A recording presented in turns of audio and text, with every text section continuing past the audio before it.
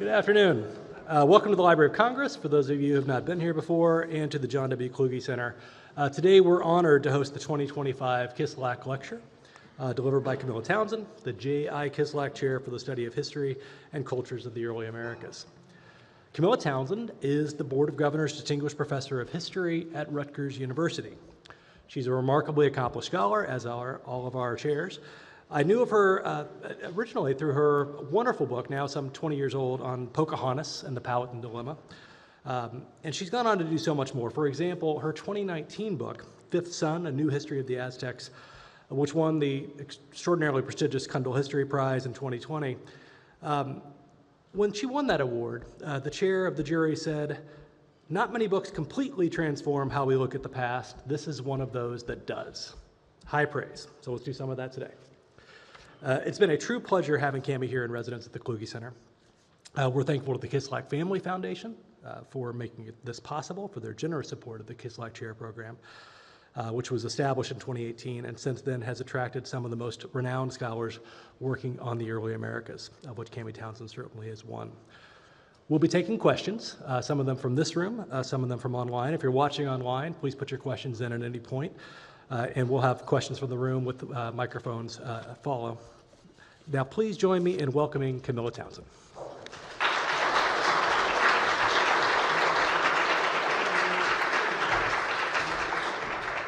Thank you, Kevin, and good afternoon, all of you. Thank you so much for coming. I appreciate very much the choice to come and hear a talk on such a beautiful afternoon.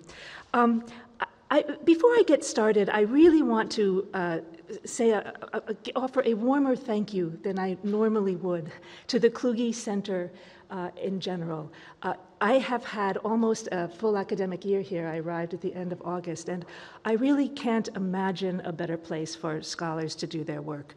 It is, of course, physically a beautiful place, and they place very few demands on our time so that we can press buttons, any button we want to get any book in the world we want to delivered to our desk by the next day.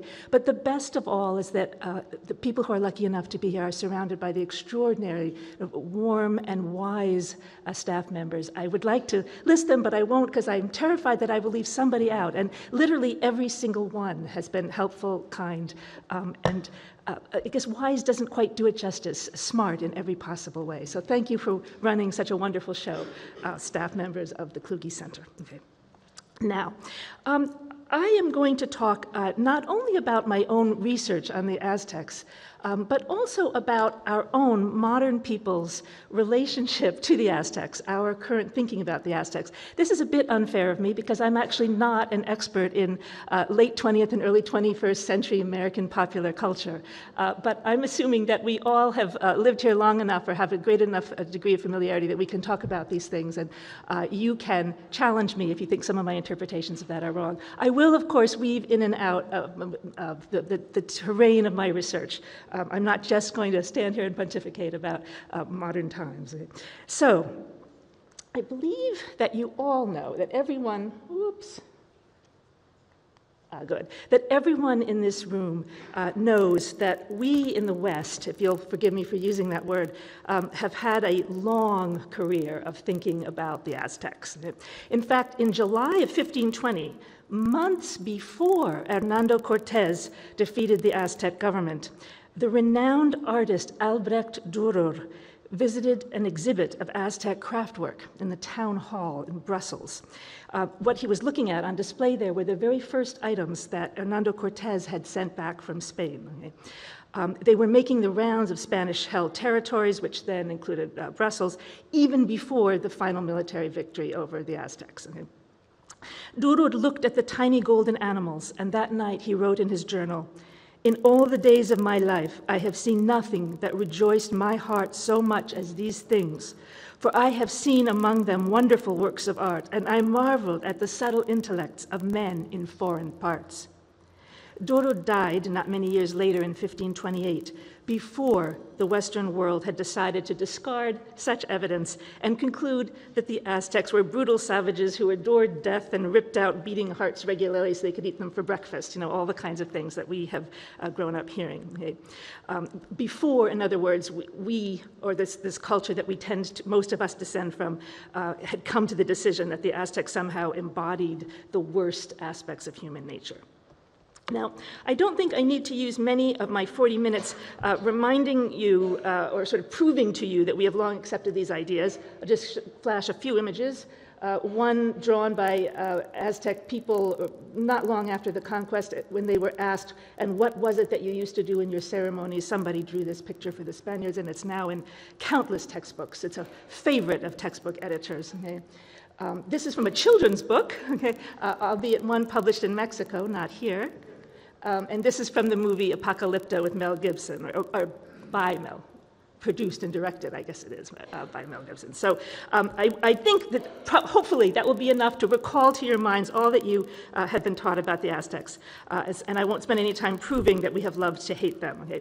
More interesting, I think you will agree, are a number of related questions. Why did this idea about them last so long? And here we come to my research. What evidence is available to us now that may free us of some of these long-held assumptions? Given the most recent research, what new image of Aztecs seems to be emerging? Okay? And I would add, what, if anything, do we learn about ourselves when we try to answer questions like these? Okay? Now, before I launch into any of those questions, I should just pause to explain something about terminology. Many of you in the audience, I'm sure, are well aware that there never were any Aztecs. What I mean by that is that there was never a people who called themselves the Aztecs. This was a word that was made up by scholars in the 18th and early 19th century because they needed something to call these people who were running the Mesoamerican world when the Spaniards showed up. The word Azteca does appear in Nahuatl, in their language, in a couple of sources, but what the writers were using it to refer to were the ancestors of those people who were supposed to have come from a place called Aztlan, which would have been probably somewhere in today's New Mexico. So Azteca literally just meant people from Aztlan, our ancestors. But the scholars seized on this, probably because the word that the people used then to refer to themselves was Mexica, spelled M-E-X, as in the root of our word Mexico. So had they started to say the Mexico, or the Mexica as it was pronounced, it would have been confusing for everybody because by the time they were writing this in the 17 and 1800s, everybody knew what Mexico was, and it was the modern, first late colonial and modern nation state. So we have this word that we probably shouldn't use, and again, probably a third of you in the audience are thinking, well then, if you're such an expert, why do you use it? Okay. I do continue to use it, especially at times like this, in public talks, or sometimes even in titles of books, when I want everyone who glances at it to understand what I'm talking about. And then later, I explain that we probably shouldn't really use that word. A better word to use would be Nahua, meaning a speaker of Nahuatl. The ancestors of the what shall I say it, the Aztecs, who were in fact the Azteca, the people from Aztlan, came down in waves of migrants from what let us just say the future New Mexico, right? And they all, well, we think most of them spoke a language that was related to Nahuatl. There was a whole family, the Utah-Aztecan language family. So we could call these people the Nahuas because they all spoke that language, and I might do that sometimes today. On the other hand, we could say Mexica, that's what they called themselves. We could refer to the Triple Alliance. There was a political conglomeration of 3 different states. So I will use those terms interchangeably for today's talk. In a scholarly research article, I would be more careful to say exactly what I meant. And you are welcome to call me on that in the question and answer. Okay. So I think there are 2 overarching reasons for the extraordinary longevity of the Aztecs' dreadful reputation. The first one, the most obvious one probably, is the nature of the sources that we have had at our disposal over what now 2 centuries of scholarship.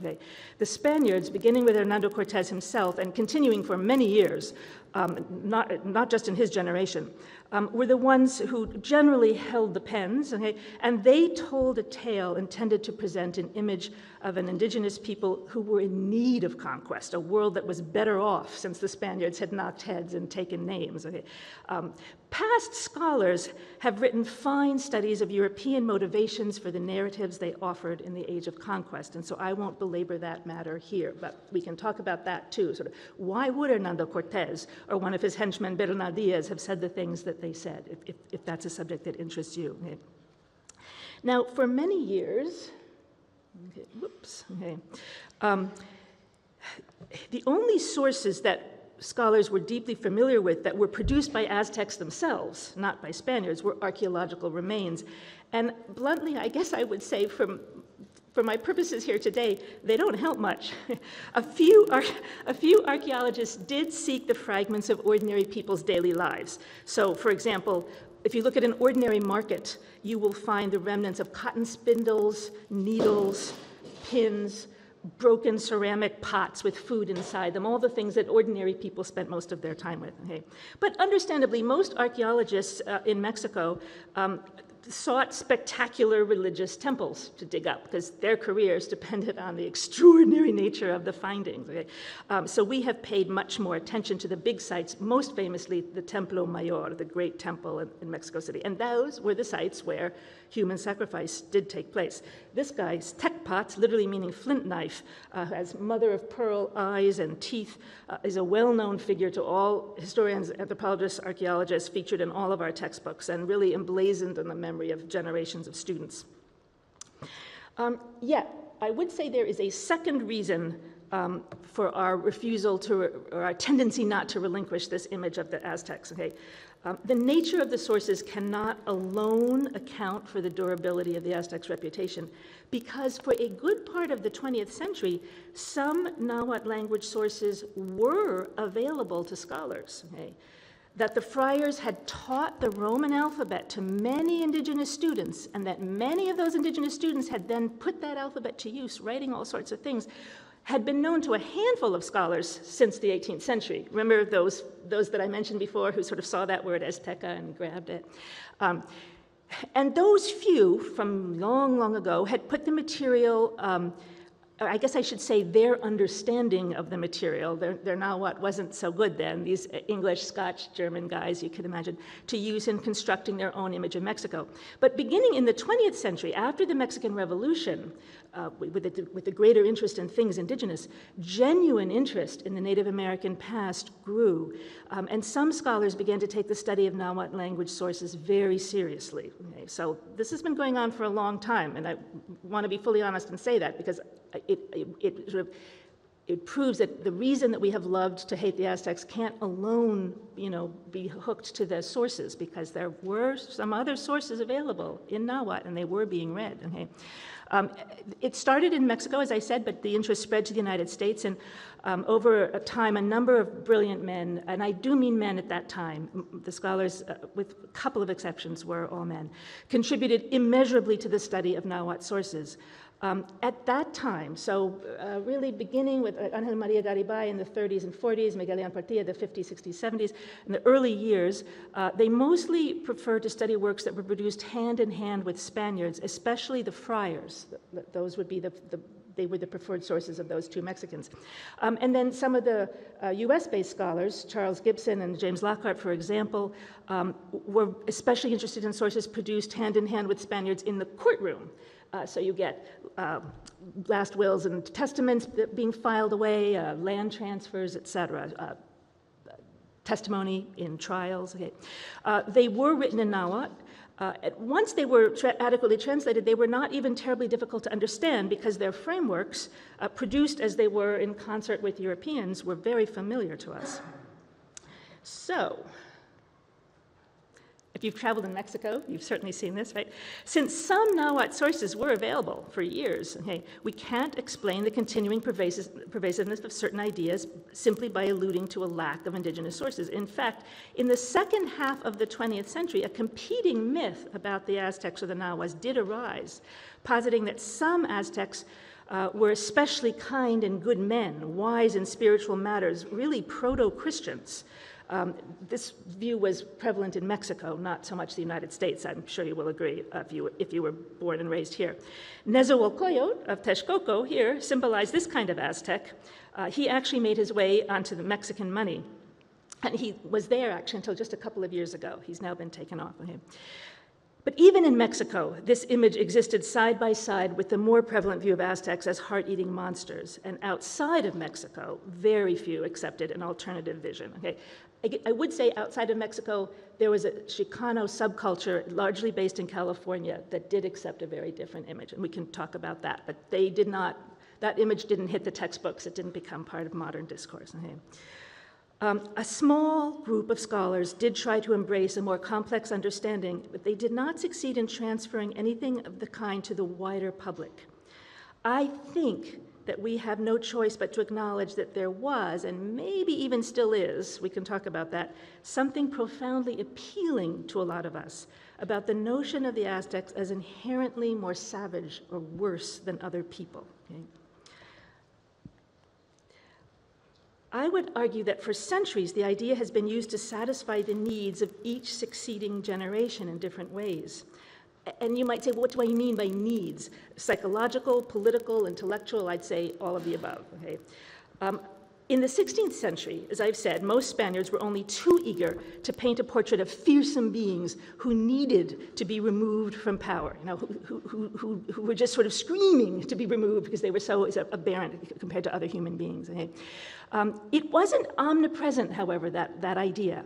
In a few cases, some Spaniards who had been there almost visibly winced as their guilty consciences pricked them. One named Bernal Diaz wrote, "I stood looking at the beauty of his first sight of what was then Mexico City, Tenochtitlan, and thought that no land like it would ever be discovered in the whole world. But today, all that I saw then is overthrown and destroyed, and nothing is left standing." Yeah. So he's acknowledging that there was something beauteous, gorgeous, wonderful about this world. But within paragraphs, he feels a need to unsay what he just said. He adds, in describing their religious ceremonies, okay, their pet snakes were fed on the bodies of sacrificed Indians and the flesh of the dogs that they bred for that purpose. We know for certain, too, that when they drove us out of Mexico City and killed over 850 of our soldiers, they fed those beasts, the snakes, on the bodies of our men for many days. Okay. In case anyone is wondering, this is complete nonsense. There is no evidence of any pet snakes, and they certainly weren't sacrificing human beings in order to feed some such pet snakes. Okay.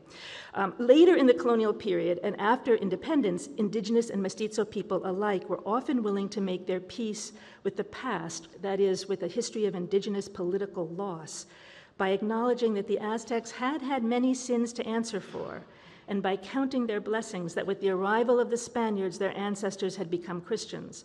A path to the pearly gates might make up for a great deal. Meanwhile, in the United States, in the mid-1800s, the historian William Prescott wrote History of the Conquest of Mexico, which was printed for distribution to the military forces during the Mexican-American War. I kid you not, extra editions to pass out to the soldiers. Okay.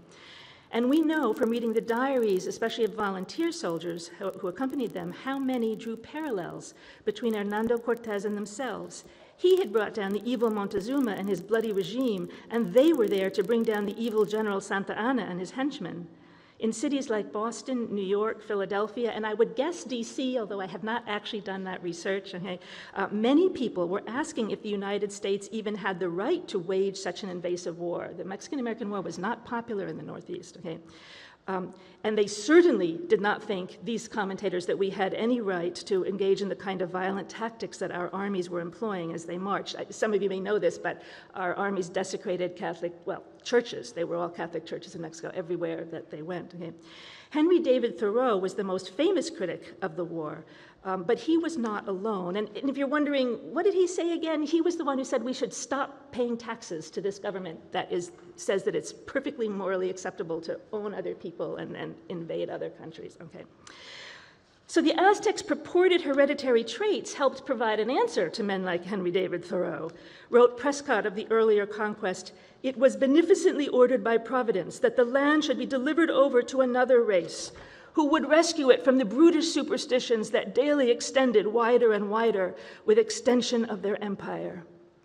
The debasing institutions of the Aztec furnished the best apology for their conquest. Now, granted, he was talking about Cortez's conquest of the Aztecs. He was not saying we ought to conquer Mexico City now in 1849, but the subtext was there. Okay? In our own times, the deeply savage Aztec character continues to reign in our imaginations as a satisfying explanation that may resolve otherwise compelling mysteries. So the journalist, Dan Slater, who wrote this book, who's actually a very talented man, he graduated from a school I used to teach at.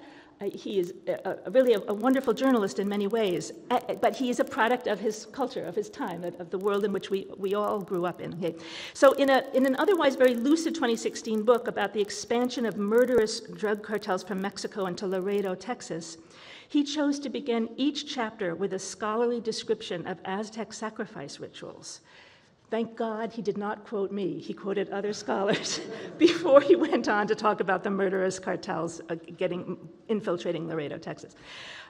He implicitly suggested that there was a straight line between the violence of Aztec religion and the behavior of modern drug lords, apparently because certain attitudes were embedded in the Mexican character. He did not say that exactly. He just began each chapter with a little quote of a description of an ancient sacrifice ceremony. Now, here I will actually annoy about a third of my audience, but that's okay, we can talk about it afterwards. I would argue that even scholars have been, including me for many years, have been affected more than we care to think about by this sort of trope or set of tropes, okay? Scholars, when I was young and since, so I guess now that's a long time, let's say the last 30 years, add my youth to that and you know how old I am, okay? They came face to face, we came face to face with a need to explain the conquest, even though relatively few Spaniards or Europeans had arrived in the New World shores. I mean, in the old days it seemed, you know, when people assumed that indigenous people were stupid or evil, it was easy to say a few hundred Europeans just came and wielded some swords and conquered these indigenous people. But by the time I was young, that was obviously preposterous. So explanations were needed, and my generation, these well-intentioned scholars in both Mexico and the United States, wanted to ascribe agency and power to native peoples. We did not want to talk about possible sources of weakness, including, I would argue, technological differences which were there. So instead, we talked about and have continued to assert the idea that the Aztecs were universally hated and that all other peoples present were thus understandably only too eager to separate themselves from such inhuman human beings and join the Spaniards and bring them down. There is no question that many indigenous people joined the Spaniards and helped bring them down. That is true.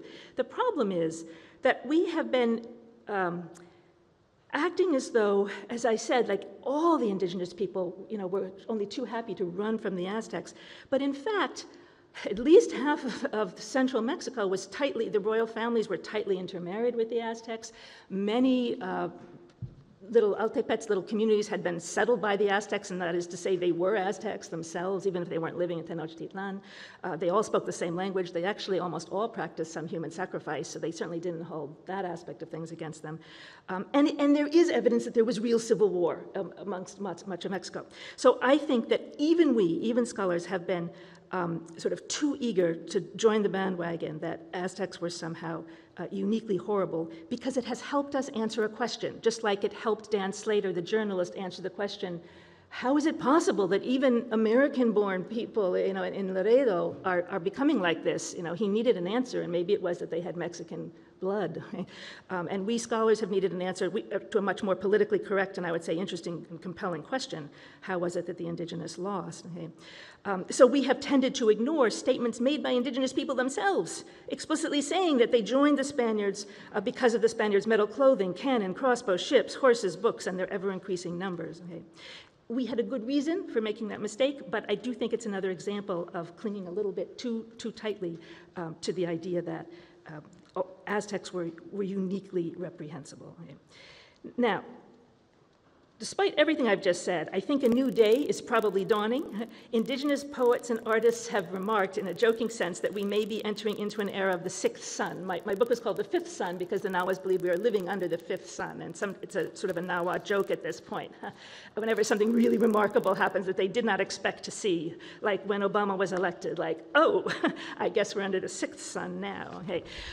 So given the notion of Aztec evil's flexibility and its capacity to respond to the needs of so many different generations, I may be naive, I may be foolish to imagine that we're beginning to see evidence of its dismantling.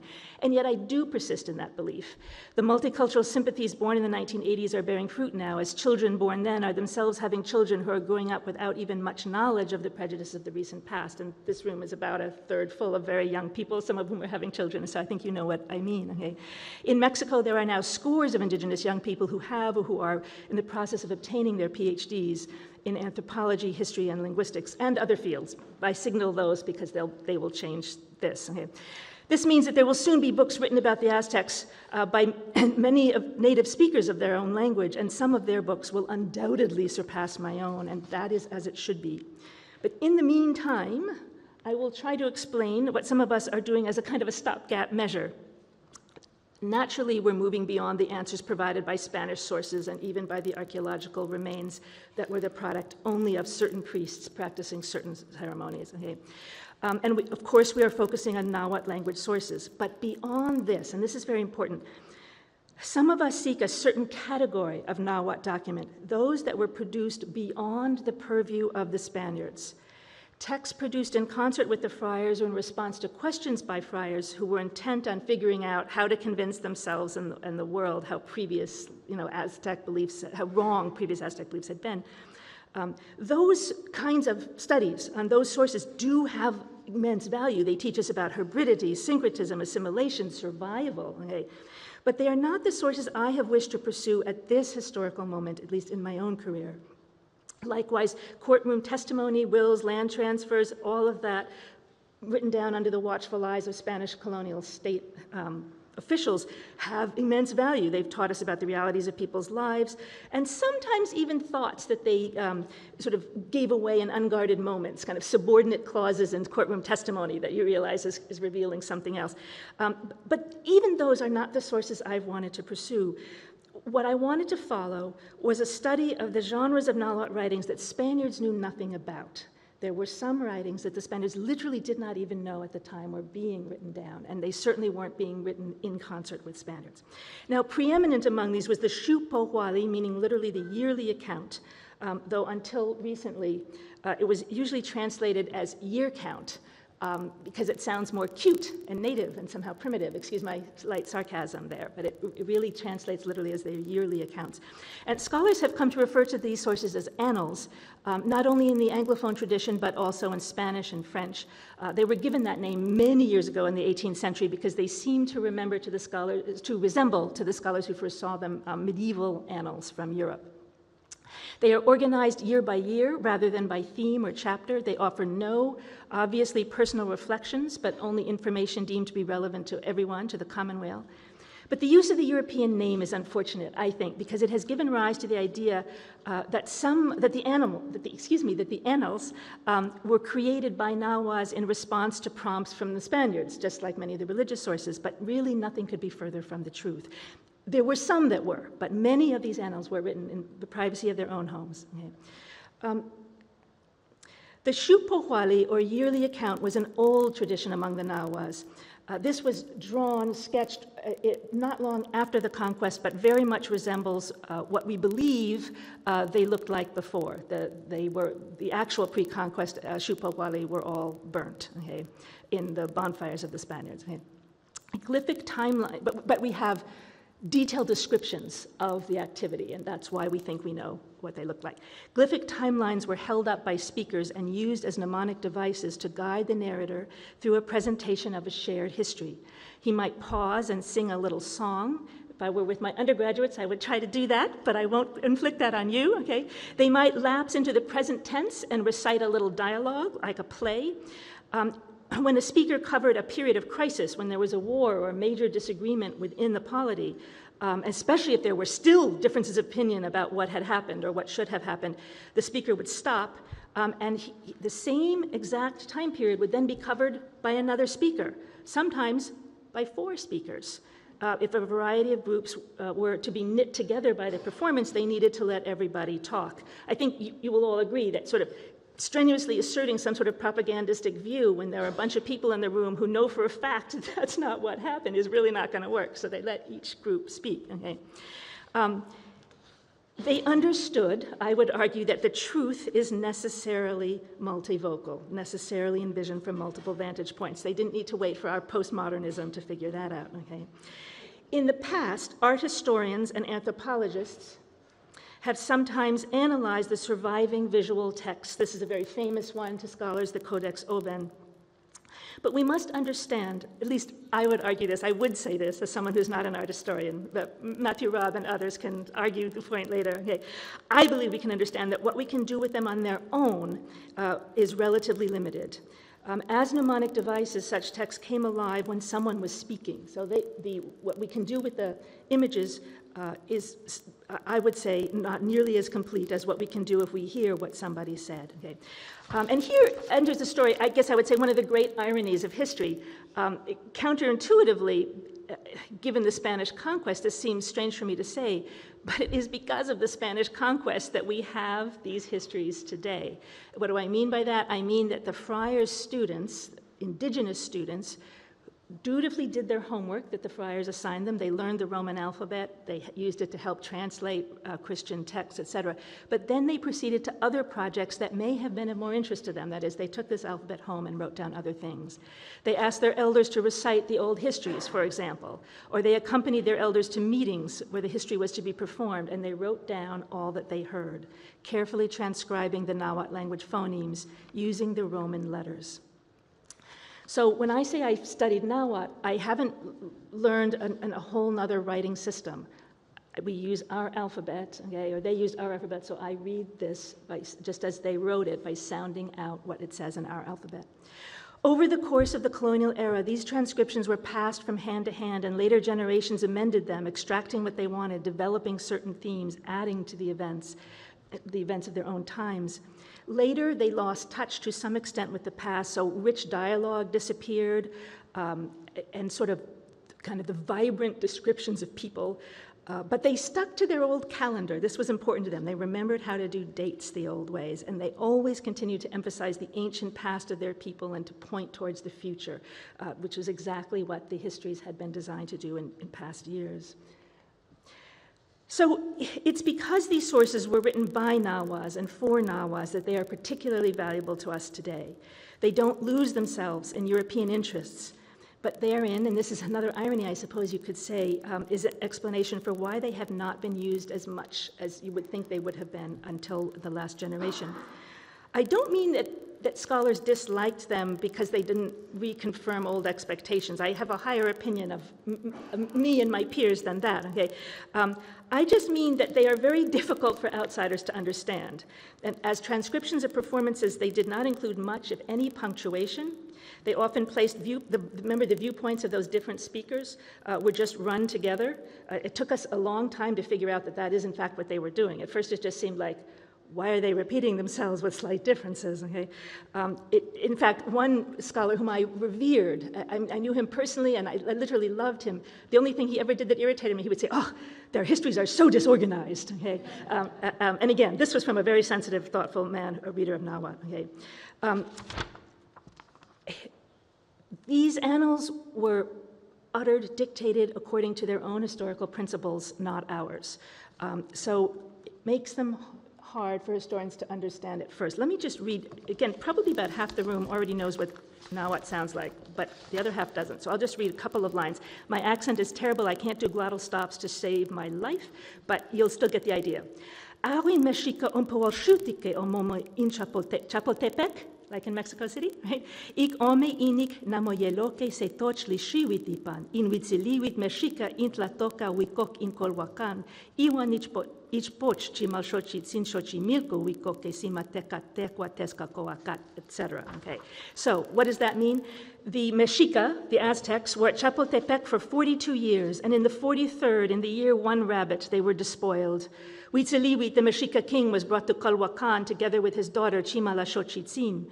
To Xochimilco were brought the priests Simatecat and Tozcacoacat and also Tozpachoch. To Matlatzinco were brought a number of women. It gives the names, and it goes on like that. Now, when I first came across paragraphs like this, I will be honest and say I thought, what am I supposed to do with that? And I'm sorry to confess that I did what so many scholars do in that kind of moment. I thought, let me find something more important, some more important source. Okay? And only little by little, once I had seen dozens of texts about wars, was I able to come to understand that the fate of high-born prisoners, especially women and priests, was extremely politically significant. Anyone could say, we lost that battle badly, or they barely were able to squeak out a victory, or we crushed them, etc. But those were just assertions. What these writers were doing was, in effect, presenting a kind of verbal chart of who had been taken prisoner, where they were taken, and whether they were to be sacrificed or become servants or wives. Once you've outlined all that, you've presented proof about the nature of the victory or the defeat. Okay? So it wasn't just minutia that they thought someone might be interested in. They were proving something about that war. Yet I don't want to create a sense of overwhelming otherness. Okay? Oops, I should have. Okay. At some points, the Nahuatl histories read very much like legends of old that come to us from other cultures across the globe. Here, I'm going to read just a quick paragraph from the story of Corn Tassel Gem, a young noblewoman from Cuernavaca, whose hand was sought in marriage by the up-and-coming but still poor ruler of the Aztecs. Now, this is important. This was a story about when the Aztecs were just the new guys on the block, so to speak. They were not yet rich and powerful. Huitzilihuit, the Aztec king, sent messengers to Cuernavaca to ask for Corn Tassel Gem as a wife, and Lord Ozomatzin heard the words by which the Mexica asked for his daughter. But Ozomatzin just went up to the marriage brokers and he said, what is Huitzilihuit saying? What will he give my daughter there on his island? Perhaps he will clothe her in the thread made of marsh plants, just like he makes his own loincloths out of marsh plants? And what will he give her to eat? Go tell your ruler, Huitzilihuit, tell him once and for all, you are not to come here again. So the marriage brokers went to tell Huitzilihuit that Lord Ozomatzin refused to give him his daughter, and when he heard this, Huitzilihuit was very disappointed not to have been accepted. And here, the teller of the story comments in the margin, he really needed the cotton that grew very well in Cuernavaca. Okay.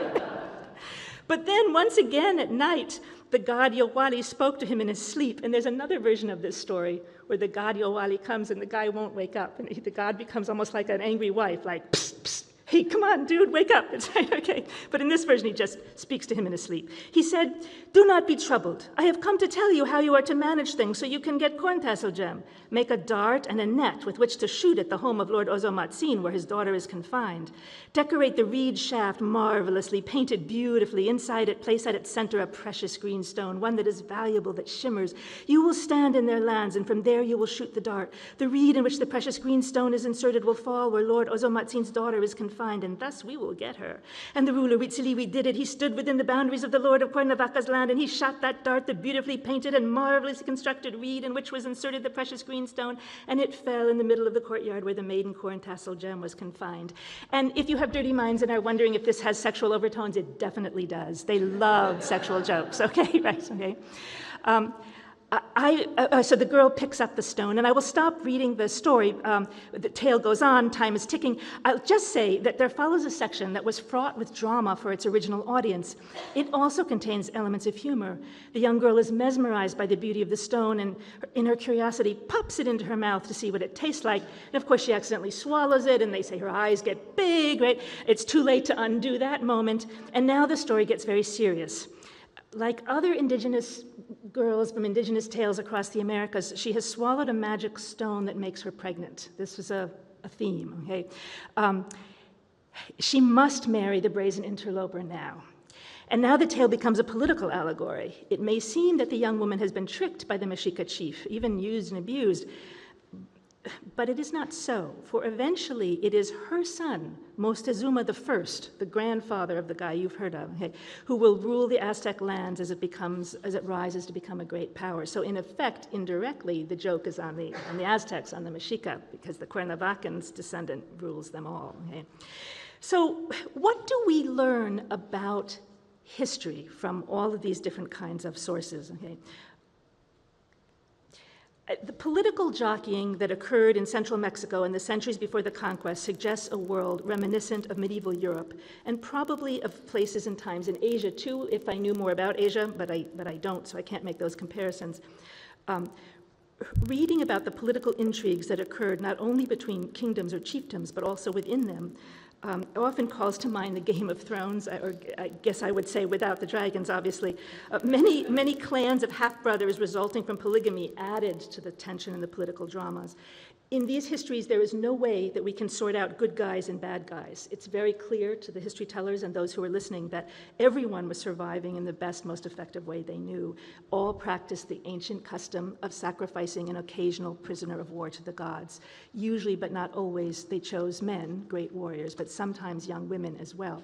Now here, I am finding myself shocked, because I did practice this at home, that my time, I am within 5 minutes, am I not? We didn't start late though, did we? Kevin, I should keep it to 5 more minutes, right? Where is Kevin? Yes, 5, okay, I will do this. What I wanted to do was talk about human sacrifice, and I will, but let me do it more briefly than I would have, okay? When the Aztecs got to the valley, they were the, poor newcomers. They were struggling to find any place to live. There is no possible way that they could have committed the kind of acts that are attributed to them. They couldn't even find land to plant their corn on without getting beaten up. Okay? However, 100 years later, just before the Spaniards came, and I would argue most scholars agree with this, for about 20 to 30 years before that, they were ruling the roost, and they were sacrificing large numbers of people. One of these annals says, or a set of annals says, that they would sometimes kidnap people from a region that they were poised to try to conquer, bring these young warriors just to watch a horrific sacrifice ceremony, and then let them go. You might think Mel Gibson had read this before he wrote the script for Apocalypto, but I don't think so. I think it's just a coincidence. Okay? They would let them run home in order to go and tell their people that we really don't want to avoid joining this empire. It's too dangerous. Too many of our kids could get killed on their cutting stone. Let's just join them. Okay? Now, their religion really did, as has often been said, circle around what is sometimes called the cosmovision, in which it was understood that human beings need to offer to the gods the greatest gift in order to keep the universe functioning. The gods want gratitude. And the greatest gift is human life. That seems to be shared amongst all cultures. I mean, there's nothing so poignant as a movie to this day about a young man, right, who's willing to go off and fight and die for his people. Okay? Where they began to cheat, I would argue, is by arguing that these people who must die should be other people's children, right, not their own. Now, that seems to have been, just that is probably not cheating, because archaeologists tell me that in all continents, except Antarctica, obviously, there is sort of deep structure, deep time evidence of human beings having practiced occasional human sacrifice, usually a prisoner of war. So Native Americans did that, and they were no different from other humans, if we could only get back in time to see that. Okay? But I would admit, any scholar will admit, that the Aztecs took that to a high art. They weaponized this rather universal Native American practice of occasionally sacrificing a prisoner of war. And by the end, they were killing, well, we don't know, dozens, perhaps hundreds, okay? I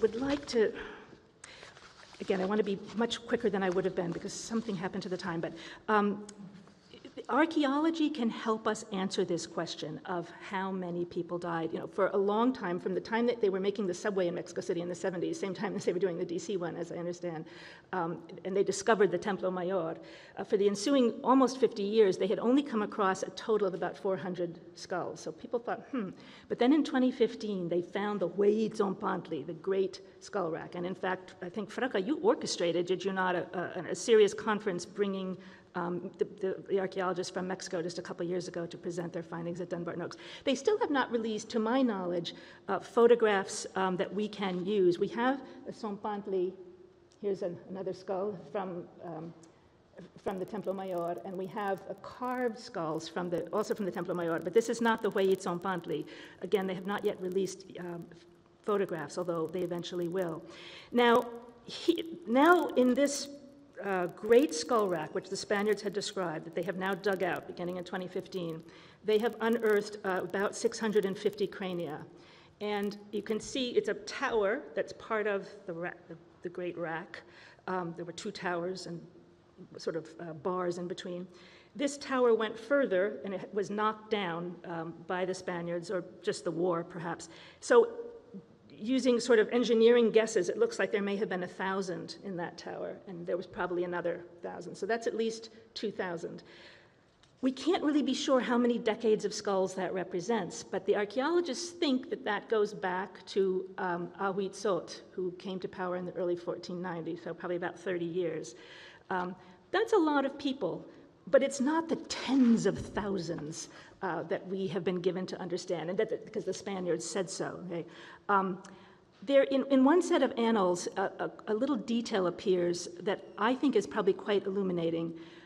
When they were about to bundle 52 years, which was a great ceremonial big deal in 1507, the two most powerful kings have a meeting, Moctezuma of Tenochtitlan and Nezahualpilli of a place called Texcoco. They have a meeting and they each commit to giving an impressive 20 sacrifice victims so that they can have 40 for this massive century celebrating party. That seems more realistic to me. Again, it's sort of it's like what they call unself-conscious evidence. No one was saying, how many people do you kill? They were just having a business meeting, and this comes up, okay? That's more likely to be true than someone being given a catechism and being told to answer to the Spaniards. 40 is a lot of people to kill with an obsidian blade in one day. This was a pre-industrial society. It probably couldn't have been the sort of 4,000 or 40,000 that the Spaniards like to say. I will admit that the Aztecs were their own worst enemy in this. Some of their glyphic sources use the number Xiquipili. It's an image of a bag of beans, and it means 8,000, and they'll put like 4 or 5 of these. And so Spaniards and other scholars have said, 32,000 people in one day. But if you read all of the annals, you learn that Xiquipili is used as a metaphorical number. Sometimes it really means 8,000, but usually it means a whole lot, right? So that it could have been their sort of poetic way of saying 40. We can't know for sure. Okay? The other thing the other key element of this question of human sacrifice that archaeology can't help us answer is what people were thinking. And this part I'll cut except to summarize that in the annals, it does seem that when people were children, they probably didn't see it. That is, the public attended. There's no question that the public attended, but it does not seem to have been the case. I have not found a smoking gun, a line that says children were not allowed. Nothing like that, right? But from things that were said about childhood and about audiences, it does look to me like that might not have been the case, which might explain why most of the annals and the songs, et cetera, are very humane, full of jokes and light and laughter, as opposed to being kind of the works of people who have grown used to seeing mass murder almost every week. Okay? Again, we can't know for sure, but something has to explain the discrepancy between the lightness, the liveliness, the humor, the love in these sources and this fact that there was, by the end, in the last 20 years, real human sacrifice. At every point, the Nahuatl language histories present us with a world that is more believable, I would argue, than the one we have chosen to believe in up till now. When we hear people explain their lives in their own words, they pretty much always appear to be what they are, people like everybody else. Okay? I would argue that when we think about the Aztecs with their own words in our heads, the stuff we used to convince ourselves takes on a character almost of the ridiculous. How could we have believed it for so long?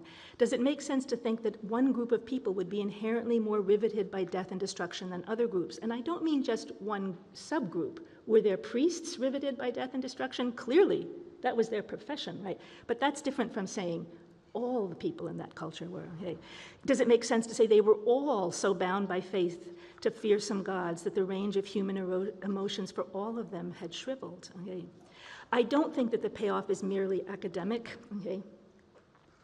this is them at their parties where there was human sacrifice, but there was also partying. Okay? I am eager to get the story right for academic reasons, of course, but changing our minds does have payoff in the modern world, which so many people are struggling with today. It clearly matters to present-day indigenous communities to be able to set down the burden of ancestors, literal and figurative, who were supposedly sinister or hated or stupid. But I would argue that it matters to non-indigenous people too. It seems to me that it is always good to remind ourselves when we have the opportunity that it is never best to assume we understand other people, their actions, their motivations, when we know almost nothing about them except for what people have told us who themselves knew little about them. Okay?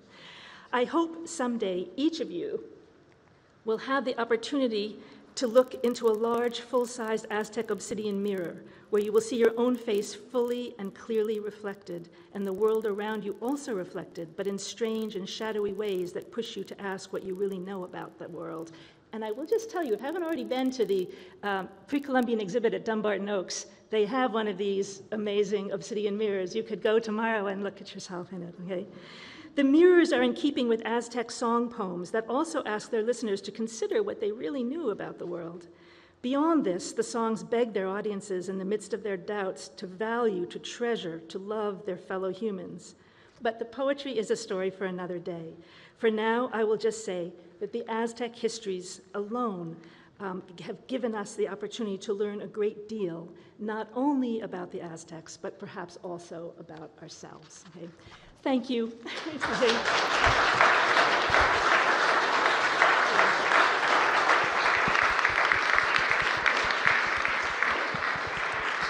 I am sorry that I went over. There's still, I guess, a few minutes for questions. Is that right, Kevin? Yes, okay. Okay. I guess when I timed myself, I didn't include the little asides, okay? Does the art historian Matthew Raab wish to begin to raise the hand? Well, thank you, Camilla, for that wonderful talk. I wanted to ask you about sort of one of the lessons that I've taken from, I hope I've taken it correctly from your work, that juxtaposition between the local nature of the histories that the Nahua scribes are keeping and the kind of the narratives that become the global narratives, the Cortez and the Bernal Diaz, et cetera, Prescott, even as you mentioned today. And I wonder if you could describe or speculate, if you have to, about, did the Nahua scribes, they're keeping these very local histories. Did they know about those, the more kind of quote unquote global narratives that these other authors are creating that have this kind of impact on the perceptions of them and their culture and their history? What a wonderful question. So,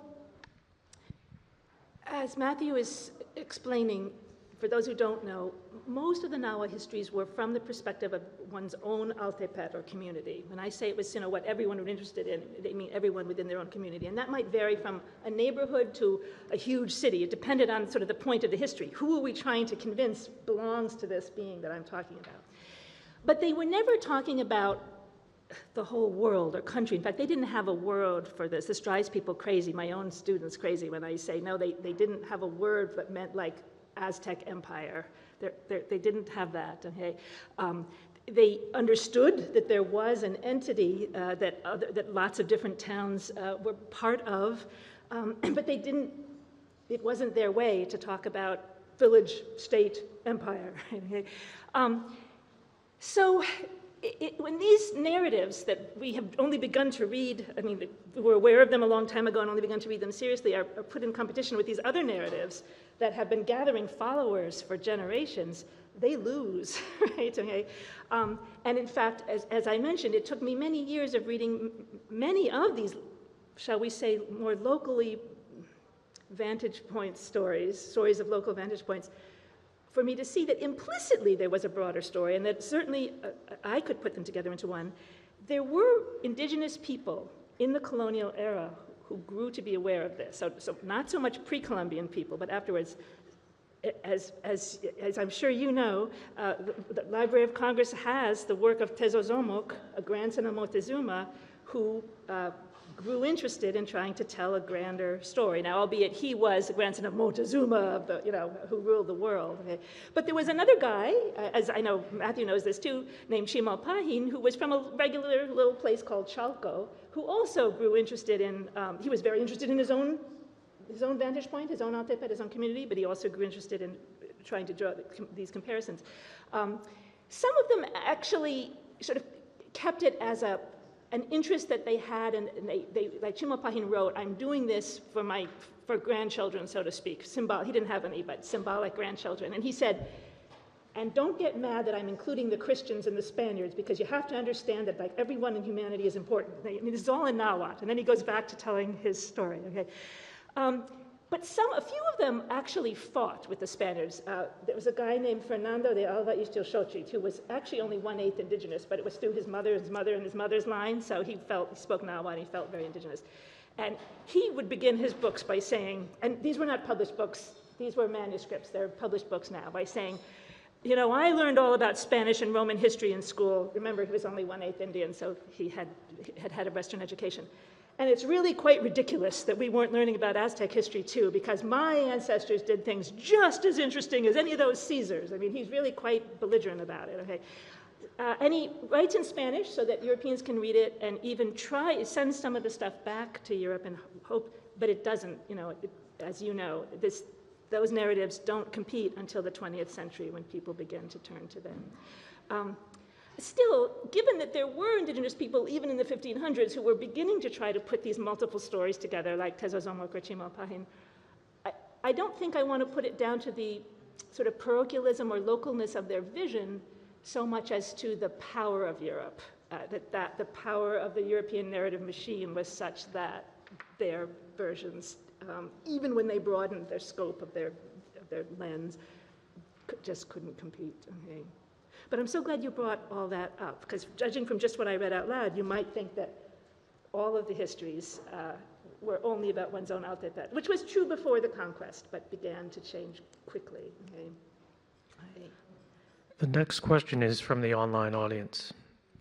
How did you initially get interested in working with Nahuatl texts, and what process did you use to become fluent enough in that language to do this deep analysis of the texts? So I'm going to have to confess subtle racism that I wasn't aware was in me when I was young. I was working on a book about Doña Marina, or Malinche, a woman who translated for Hernando Cortez in the conquest. And I got a memo, this was before the internet, that they were going to be teaching a Nahuatl language course that summer at Yale. And I thought, I want to go learn that. As far as we knew, no, Malinche, Doña Marina, had not written anything. She was multilingual, but she didn't write anything. So it wasn't as though I thought that would unlock sources to me, but I just thought it was kind of criminal that I was writing a book about a woman and I couldn't even say good morning in her language. I mean, none of us would say, I'm going to write a book about Joan of Arc, even though I don't speak a single word of French or Old French. It's unthinkable, right? So I thought, okay, I'm going to go do this. And I thought, and here's what I'm sort of embarrassed to confess, of course, I won't be able to do it, I thought, because their language is just going to be so weird, right? And I'm good at languages. I should have known that this would be perfectly doable. But I guess I thought that they were going to be from some other planet, that their brains were going to be functioning, indigenous brains functioning differently from Euro-descended brains, and I would not be able to follow their linguistic structures. Well, that's nonsense. We all have subjects and verbs, basically. That's how humans talk, okay? So then I realized that I could do this just as well as I could learn Persian or I could learn Nahuatl. It's not from another planet. And then, even then, I wasn't sort of done being silly and old-fashioned. I mean, again, I'm old. I was born a long time before these young people in this room today. I still thought, as I realized I was good at it and I was learning it, of course, I'm only doing this, I told myself. I remember having this thought, so that I can study the conquest and the interactions better. I have no interest in whatever it was they were doing before. And I sort of, with a shudder, because I was still fully accepting that they were who I'd been taught that they were. If someone had said, so are you saying that only when they became Christian, they became human? I would have said, no, I'm not saying that. I mean, that was kind of what the 70s and 80s and 90s, the world I grew up in, was like. We were very politically correct on the surface, but I wouldn't say we were going deep into our sort of deepest motivations. And I wasn't aware how awful it was that I thought, but I don't want to know whatever it was they were doing before. Then, as I began to read their sources, I realized, oh, they're telling jokes. They're not the same jokes I would tell, but they're telling jokes the way humans do, and they're getting mad at each other the way humans do. And suddenly it became this fascinating world that I wanted to know more about. And meanwhile, the Nahuatl had begun to come. It does take a long time. And of course, since I was teaching, I couldn't work on it full time. But little by little, I've gotten better. So now I can pretty much read. I mean, I need a dictionary, and I can't speak to save my life. I mean, I can read something out loud, but like I hosted a conference for Indigenous academics a couple years ago at Rutgers, and they loved to tease me because they would say something in Nahuatl, and they could sort of watch my wheels going, I would open my mouth, I would give the subject, and then I would just revert to Spanish, okay? Because I'd never lived where I spoke Nahuatl. It's like some people have told me they can read Latin, but they cannot speak it. It's like that for me. Maybe that would change. So I don't want to say that I've come as far as I could. And the young people now, the grad students, are living in villages and studying so that they can actually speak. I mean, these people could tease me at my age, but the 25-year-olds, they were talking to them because they had studied in their villages and were learning to speak. So people are going far beyond wherever it is I've been, believe me. Okay. One more, and that, oh, yes, sorry. Thank you, Mike. Hi, thank you. First, praise. I really love the way that you have addressed kind of the human in history, sort of moving off of the meta-narrative or the wonderful thing that everybody wants to share because it's an anomaly, and just sort of looking at people. And I think that's just a great lesson for all of us. I have another question for you as a person maybe of your same generation who had a subscription to the National Geographic in my home. I found myself, I can't remember what the grade was, but it was elementary school. And I did a lovely presentation about the Aztec and human sacrifice. And I remember in that presentation making the case that they were doing scientific experimentation, right, and heart surgery. So I wonder if you could talk a little bit about the sort of element of that presentation and some of the ambiguities, or I guess the ambivalence, from the U.S. in looking at that. I remember that moment. I mean, not literally that moment, but when we were scrambling to explain this, one guy, what was his name? Robert Padden, maybe, wrote a book saying they were doing this because they were short of certain vitamins and minerals. Other people said they were actually experimenting and developing heart surgery. Not really, yeah. The more thoughtful and sensitive interpretations came out of Mexico, the cosmovision that I referred to, especially Alfredo López Austin, but other scholars too, arguing that fully accepting the idea that that they sort of felt a need to kill tens of thousands of people every year, and that this had been going on for generations. I mean, it didn't really make sense given their history, but be that as it may. They argued that this was their faith, and they were trying to serve the gods with wisdom and strength, and that that was their cosmovision, and we can't fault them for it. And there's some truth to that, of course. But as I said, they were only killing people in those numbers for maybe one generation. And they say in their own annals, we were trying to frighten people into obeying us. So I'm not, but it's still true that they had their own cultural and religious beliefs.